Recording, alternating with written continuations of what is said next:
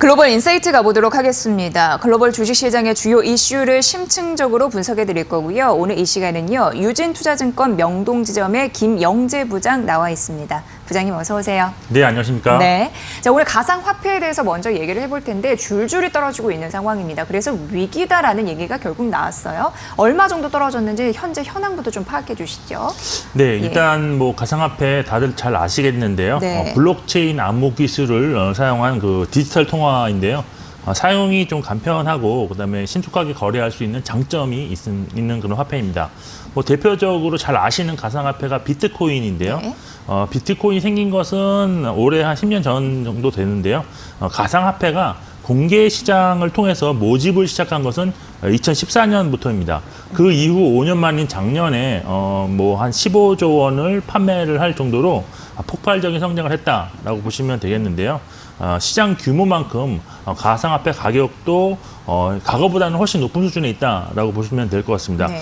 대표적으로 비트코인 같은 경우가 지금 뭐 구글을 제가 찾아보니까 2015년도에는 한 37만 원 좀 하나로 하던 그런 가격이 2018년에 사상 최고가인 2,880만 원을 네. 기록하더니 예. 올해는 다시 360만 원까지 또 떨어졌다가 반등을 1,500만 원대까지도 했습니다. 그렇지만 지금은 아까 말씀하신 대로 네. 좀 추이가 하락 추세에 있는 만큼 지금 한 874만 원 정도로 다시 지금 하락해 있는 상태다라고 보시면 될 것 같습니다. 네. 고점에서 아주 많이 밀리고 있는 가상화폐 현실에 대해서 말씀드렸는데 최근에 이제 가상화폐 입장에서는 악재가 꼈습니다. 왜냐하면 구글 쪽에서 양자 컴퓨터가 슈퍼컴퓨터보다 훨씬 우월하다라는 그런 부분을 입증했다고 해서 됐고 리브라 부분도 네. 좀 이렇게 껴있더라고요. 단기적으로 이것 때문에 좀 떨어진 건가요? 네, 그렇습니다. 예, 사실 네. 그 가상화폐들이 이번에 올해 반등이 좀 나왔다는 원인이 좀 제도권으로 진입할 수 있는 그런 희망이 좀 있었었는데 현재는 그 기대감이 조금 다시 없어지는, 좀 사라지는 그런 단계로 진입하는 것이 아닌가 하는 우려감이 나타나고 있습니다. 어제 사실 가상화폐들이 일제히 급등하는 모습이었는데 예. 뭐 가상화폐 여러 종류가 있어서 한 3에서 6% 정도 하락이 나왔습니다. 급락 원인은 말씀하신 대로 크게 두 가지였는데요. 첫 번째가 그 구글이 과학 전문지 네이처에 양자 컴퓨터에 대한 그 성능을 소개를 했는데 현재 지금 최강 컴퓨터로 1만 년 정도 걸리는 문제를 3분 20초 만에 좀 해결했다고 밝혔습니다. 예. 이와 같은 성능이 만일 정말 실용화 된다면 현재 금융권에서 사용하는 모든 암호 체계는 물론 가상화폐를 지키는 비밀키를 해독해버릴 가능성이 있다는 점이 부각되면서 가상화폐들의 급락이 나타났다라고 보시면 될 것 같고요. 그리고 두 번째 가상화폐 그 하락 원인이 페이스북의 최고 경영자인 저커버그가 내년 상반기에 발매 예정인 가상화폐 리브라 출시를 당국이 승인이 있을 때까지 출시를 연기하겠다라고 네. 발표를 했기 때문인데요. 리브라는 그 페이스북 안에서 좀 사용할 예정인 가상화폐로서 지난 6월에 그 페이스북이 주도해서 비자, 마스터카드, 페이팔, 우버, 이베이 등 28개 글로벌 회사를 참여하면서 리브라 협회를 만들었는데요. 네. 그렇지만 가상화폐 그에 대한 미국 정부의 그런 반발로 그 발행에 좀 어려움을 겪자 비자라든지 마스터카드, 페이팔 등 주요 그 7개사가 탈퇴한 바 있는 그런 협회입니다.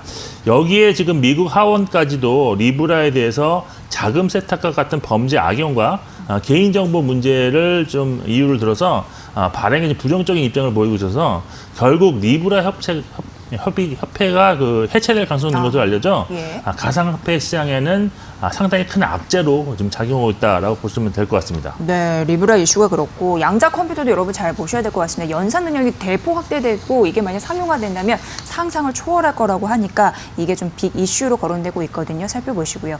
그러면 더 추가적으로 떨어질 것인가? 또 그렇다면 투자자가 많이 이탈할 것인가? 이거 궁금해지거든요. 어떻게 보세요? 네, 일단 뭐 예. 단기적으로 전망은 좀 추가 하락이 더 진행될 가능성이 있다라고 보시면 예. 될 것 같은데요. 예. 리브라가 사실 그 페이스북과 왓츠앱 이용자인 뭐 수십억 명을 대상으로 가입자를 둔 그 플랫폼 결제 수단이었기 때문에 네. 사실 가상화폐를 제도권 수단 안쪽으로 좀 진입시킬 수 있는 기회로 여겨졌는데 이게 무산될 위기에 있는 거고요. 또한 또 하나 그 제도권이라고 할 수 있는 그 비트코인 상장지수 펀드가 10월에도 미국 증권 거래위원회 승인을 받지 못해서 재놓고 진입이 또 무산되었습니다. 결국 이런 악재들이 투자자들의 관심을 좀 이탈시키고 있다고 볼 수가 있겠는데요. 그렇지만 그나마 좀 기대를 걸고 있는 점은 내년 5월에 비트코인 반감기가 온다는 점입니다. 예, 반감기라는 것이 채굴 보상을 절반으로 줄어든다는 뭐 그런 의미인데요. 지난 두 번의 그 반감기 당시에 공급량이 크게 줄어들면서 가치가 상승할 것이다라는 그런 기대감 때문에 비트코인 가격이 아주 크게 상승한 바 있습니다. 따라서 이번에도 그런 기대감이 나올 가능성은 뭐 있다라고 볼 수가 있는데요. 그러나 그 전까지는 악재가 좀 더 추가적으로 작용할 것으로 보여서 시세 하락 가능성은 있습니다. 다만 변수가 하나 있는데요. 중국이 오는 그 11월 광군제에서 사용할 목적으로 약 17조 원 가량의 디지털 화폐를 발행할 계획인데요.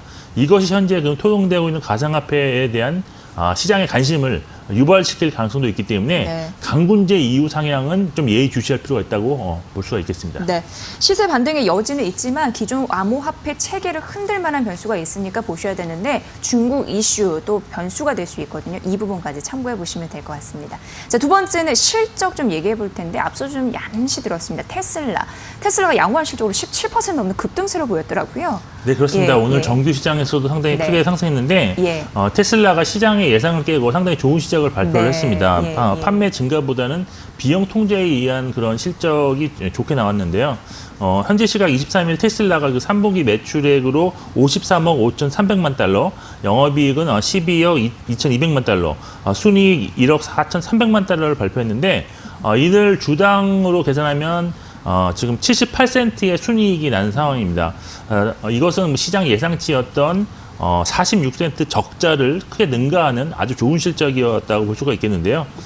이로써 올해 처음으로 그 실적이 그 흑자로 전환에 성공했는데 작년 3분기에는 사실 흑자가 많이 났습니다. 그 순이익 수준보다는 54% 정도 줄어든 것이지만 투자자들은 그 흑자 전환에 성공한 것과 또한 영업 마진이 예상보다 크게 증가한 것에 좀 높은 점수를 주고 있다라고 볼 수가 있겠습니다. 지금 현재 그 3분기에 한 22.8% 마진을 남겼다고 좀 볼 수가 있는데 사실 그 테슬라 같은 경우는 지금 값싼 차량을 많이 팔았음에도 불구하고 마진이 크게 증가했다라고 볼 수가 있겠습니다. 즉 비용 관리를 상당히 잘했다라고 볼 수가 있겠고 효율성이 좀 높아졌다, 아니면 생산성이 좀 상승되었다라고 볼 수가 있는데 당초 저가 모델인 모델 3가 판매가 늘어나면서 고가인 그 모델 S가 좀 덜 팔리는 효과가 나면서 수익성이 악화될 것이라는 전망이 우세했습니다. 이렇게 실적이 잘 나오자 시장 반응은 상당히 우호적으로 나타났는데 시간에서 한 20% 올랐는데 오늘 새벽 마감에서도 17.6%가 상승하면서 정규 시장에서도 상승세를 유지하는 모습이 나타났습니다. 이번 호실적이 매출 증가에 의한 것이 아니기 때문에 일단은 조금은 그 실적 호전에 대해서는 마이너스 점수가 좀 있을 수가 있습니다. 그렇지만 시장의 우려보다는 일단 실적이 잘했다는 점, 그리고 아까 그 앵커분도 말씀하셨지만 중국의 기가 팩토리가 지금 가동이 되면서 차세대 제품인 모델 Y 출시가 일단 앞당겨졌고요. 또한 그 캘리포니아 그 실리콘밸리에서만 생산하는 제품이 이제는 중국 상하이에서 만들기 시작하면서 수익성 개선 가능성이 좀 높다고 볼 수가 있겠습니다. 따라서 기대감은 꾸준히 나올 수 있기 때문에 추가적인 실적 개선에 대한 이 나타날 가능성이 있는 재료들이 있기 때문에 일단 주가는 기대감에 시장보다는 좀 아웃퍼폼할 수 있는 그런 가능성이 있는 그런 상황이다라고 할 수 있겠습니다. 네, 테슬라 실적까지 분석해드렸습니다. 비용 관리 잘해서 수익성이 업됐다고 했는데 조금 더 추가적으로 개선에 대한 여지 있다고 해서 지켜볼 필요성 있는 것 같습니다.